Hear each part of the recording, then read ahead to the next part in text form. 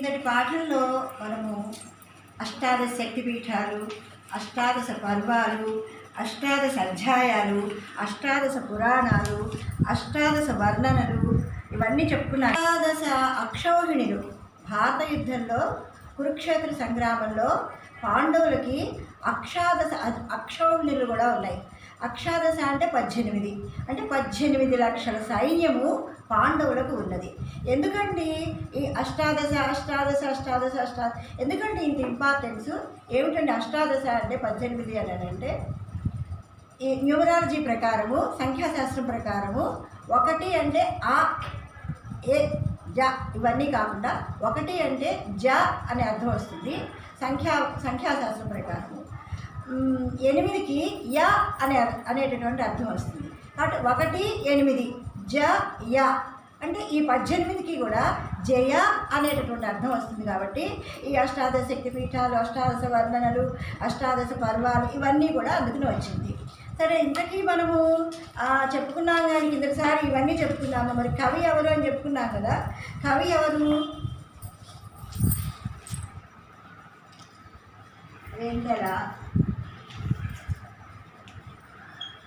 కవి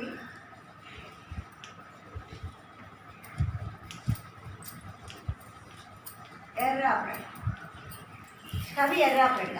ఈయన కవి ఎవరని చెప్పుకున్నా, ఎర్రాప్రగడ అని చెప్పుకున్నాం కానీ ఈయన యొక్క పరిచయం మనం చేసుకోవాలి. ఈయన 14వ శతాబ్దంలోని వాడు. ఎన్నో శతాబ్దం వాడు? 14వ శతాబ్దంలోని వాడు.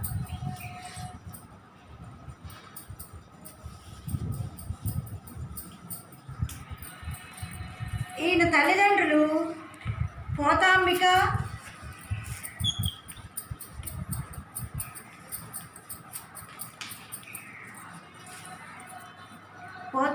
సూర్యనారాయణ.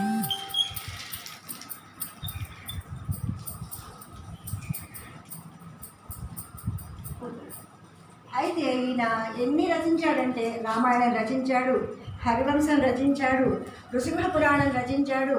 మరి ఈ యొక్క 18 పర్వాల్లో ఉన్నటువంటి భారతంలో, మహాభారతంలో 3వ అధ్యాయమైన 3వ పర్వమైనటువంటి అరణ్య పర్వంలో సగం నుంచి చివరి దాకా రచించాడు. అయితే ఇవన్నీ కూడా రాజరాజ నరేంద్రుని ఆస్థానంలో ఈయన ఉండేవాడు. రాజమహేంద్రాన్ని పరిపాలించేటటువంటి రాజమహేంద్ర వరం, ఆ దేశాన్ని, ఆ రాజ్యాన్ని పరిపాలించేటటువంటి రాజరాజ నరేంద్రుడు, రాజరాజ నరేంద్రుని ఆస్థానంలో కవిగా ఉన్నాడు. ఎవరు? ఎర్రాప్రగడ. ఈయన ఇంకా ఏం రచించాడని అంటే నృసింహ పురాణము, రామాయణము, హరివంశము ఇవన్నీ రచించినప్పుడు ఆయన కొన్ని నృసింహ పురాణాన్ని అహోబిల నరసింహ క్షేత్రమైనటువంటి అహోబిల నృసింహస్వామికి అద్భుతం ఇచ్చాడు. ఈ హరివంశము రాసేది మనం నృసింహ పురాణమును ఎవరికి అంకితం ఇచ్చాడు? అహోబిల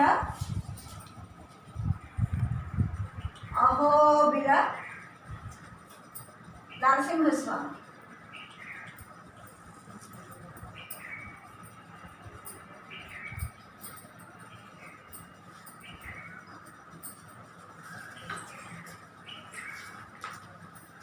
ఈయన యొక్క ప్రతి దాంట్లోనూ కూడా ఈయన అన్నీ కూడా చాలా వర్ణనలు చేసేవాడు. ఈయన వర్ణనలు చూసే తర్వాత కాలంలో వచ్చినటువంటి మహాకవులందరూ కూడా, వారిలో ముఖ్యమైనటువంటి పోతన మహాకవి. ఈ పోతన మహాకవి ఆ ఎర్రన రచించినటువంటి వర్ణనలన్నీ కూడా ఆయన తీసుకుని ఎన్ని వర్ణనలు చేశాడంటే, పోతన భాగవతంలో, ప్రహ్లాద చరిత్రలో చాలా వర్ణన చేశాడు ఆయన. అలాంటి ఆయనకి ఆ ఎర్రన మహాకవికి ప్రబంధ పరమేశ్వరుడు అనేటటువంటి బిరుదు ఉన్నది. ప్రబంధ పరమేశ్వరుడు.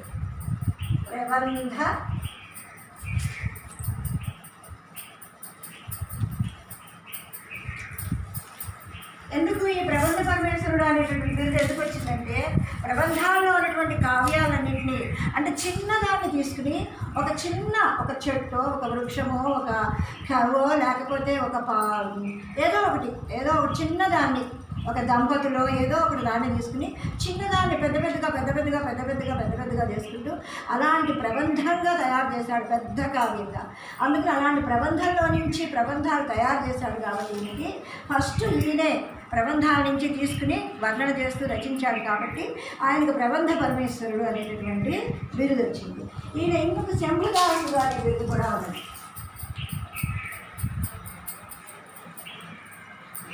శంభుదాసుడు, ఈ శంభుదాసుడు అనేటటువంటి బిరుదు అంటే చాలా ఇష్టం. అందుకని శివుడికి దాసుడు అనేటటువంటి బిరుదు ఈయనకు వచ్చిందనమాట. ఇప్పుడు మనం పాఠ్యభాగం చూస్తే, వెన్నెల పాఠ్యభాగం చూస్తే ఎర్రన 18 వర్ణనలలో చంద్రోదయ వర్ణానికి ఎక్కువ ప్రాముఖ్యతనిచ్చి ఆ వెన్నెల మీద ఈయన వర్ణన చేశాడు. ఆ వర్ణన ఇంతకీ మనము వర్ణనకు వచ్చేప్పుడే మనం పాఠంలోకి వచ్చాం, అసలైన పాఠంలోకి. ఫస్ట్ మొదటి పద్యము ఇది కంఠస్థ పద్యం కాదు. కంఠస్థము అని అంటే మనం కంఠస్థం అంటే ఏంటంటే అంటే బాగా బైహార్ట్ చేయాలి. ఆ బైహార్ట్ చేసిన పద్యాన్ని పువ్వు గుర్తుంటుంది దానికి. ఆ పువ్వు గుర్తున్న పద్యాలను మనం చక్కగా చదువుకుని పద్యాన్ని పద్యంగా చదవాలి తప్ప పద్యాన్ని వచనంగా చదవకూడదు అనేటటువంటి ముందు ఫస్ట్ పాయింట్ అది. ఎలా పడితే అలా ఉన్నదండి అదండి ఇదండి అని అనుకుంటారు, కాదు. పద్యాన్ని పద్యంగా చదివితేనే దాని అందం వస్తుంది. ఇక్కడ మన ఎర్రన మహాకవి మొట్టమొదటి పద్యము చంపకమాల లక్షణంలో ఇచ్చాడు. చంపకము అని అంటే కనుక సంపెంగ పువ్వు.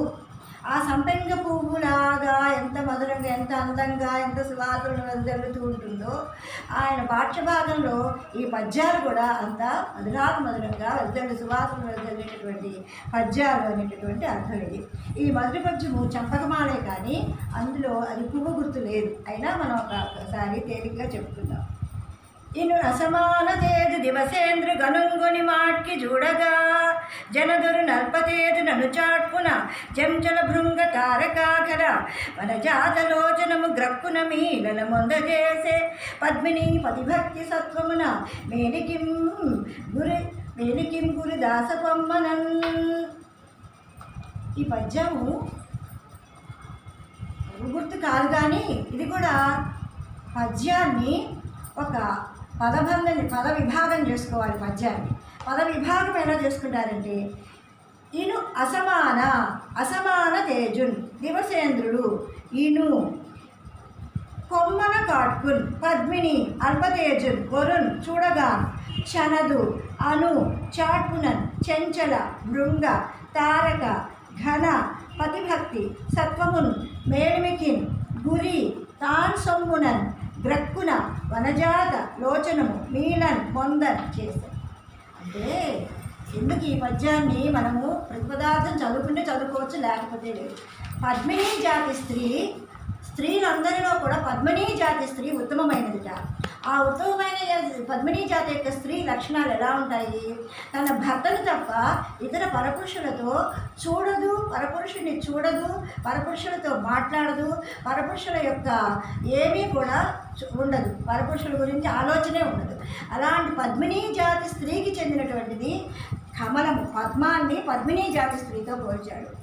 ఎప్పుడైతే ఈ సూర్యుడు దినకరుడు ఇనుడు అంటే సూర్యుడు దినకరుడు ఈయన ఆ బ్రహ్మాండమైన దేదీప్యమానంతో వెలుగొందుతూ ఉంటాడో అది చూసినటువంటి అది రాగానే ఈ పద్మాలు విచ్చుకుంటాయి, కమలములు విచ్చుకుంటాయి.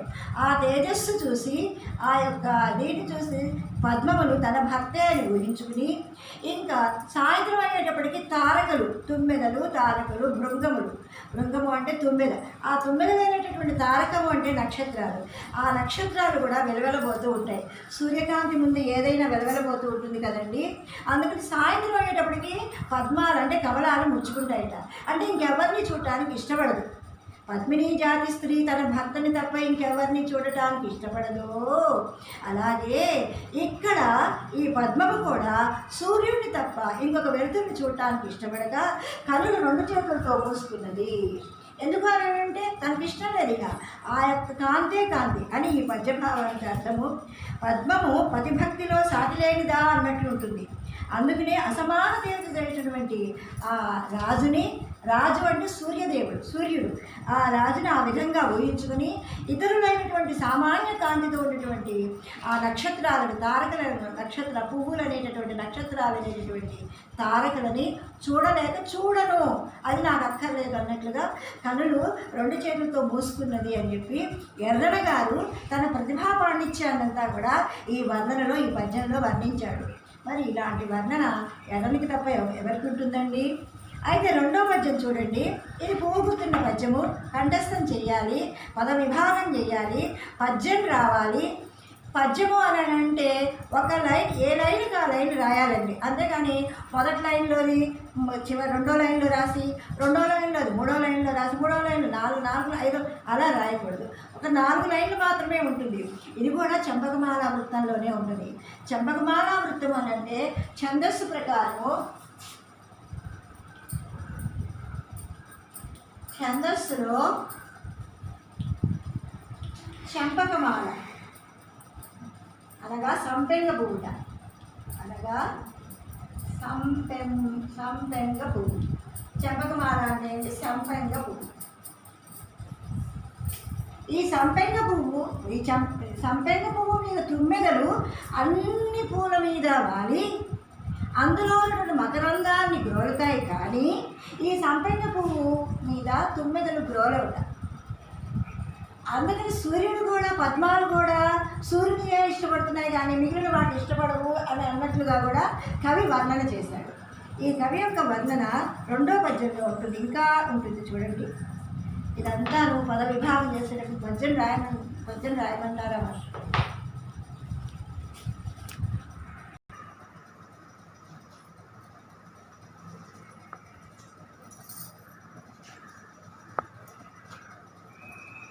సురుచిర తారక కుసుమ శోభిన భోంగణ భూమి గాలమంగరువపు శుద్రధారి జతనంబున దిక్పతి కోటి ఉండటన్ సరసముగా నటింపగా శాసతికెత్తిన క్రొత్త తోపు బెందరయన నొక్కె సాంధ్య నవదీధతి పశ్చిమ దిక్కటంబునన్. ఎర్రన కవి రచించాడు అంటే ఆ పద్యంలో ఉన్నటువంటి వర్ణన ఎంత వర్ణించాడు అని అంటే, సురుచిర తారకా కుసుమ. సురుచిర తారకా కుసుమ అంటే సురుచిర అంటే పద విభాగం చేసుకోవాలి మనం. సురుచిర, తారక, కుసుమ, శోభి, నభో, అంగణ భూమి, గారమున్, గరువపు, సూత్రధారి, జదరంబున, దిక్పతి కోటి ముందటన్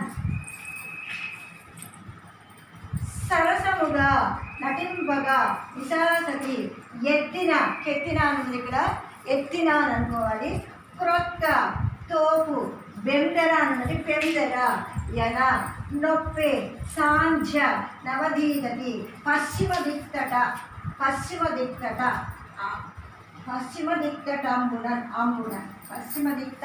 అంబునన్. ఇలా మనం గడవ విధన చేసుకుంటూ వెళ్తే సురచిర తారక కుసుమ శోభి నభోంగణ భూమి గాలమందరవకు చిత్రధారి యదనంబున దిక్పత కోటి ముంగటన్ సరసముగా నటింపగా విశాసతికెత్తిన కొత్త తోపు బెందిరైన నొప్పి సాంధ్య నవదీదతి పశ్చిమ దిక్పటంబునన్. అంటే చాలా అందమైనటువంటి ఆ నక్షత్రాలు, తారక నక్షత్రాలు అవి ఎలా ఉన్నాయట, ఆ యొక్క ఆకాశమంతా కూడా ఒక స్టేజీ లాగా ఉంటుంది. అంటే స్టేజీ అంటే ఇక్కడ మనం ఎలా అనుకుంటా ఉంటాం, రంగస్థలం. స్టేజీ అంటే ఒక రంగస్థలం. ఒక నాటకం జరుగుతుంది అనుకోండి, ఆ నాటకానికి ముందు రంగస్థలం కావాలి, అందులో నటీనటులు కావాలి, అందులోకి మనం ఏమైనా తెర కావాలి, అందులో ఎవరు వస్తున్నారు కావాలి, ఆ రంగస్థలాన్ని అలంకరించాలి. ఆ అలంకరించారట ఈ యొక్క కవి ఎర్రాప్రగడ ఎర్రన మహాకవి. ఎలా అలంకరించాట? ఆకాశాన్ని రంగస్థలంగా అలంకరించాట. ఆ నక్షత్రాలు అనేటటువంటి తారకలు అనేటటువంటి నక్షత్రాలు ఆ యొక్క పూలల్లో కనబడుతున్నాయట. రంగస్థలాన్ని అలంకరించినటువంటి పూలలాగా కనబడుతున్నాయట.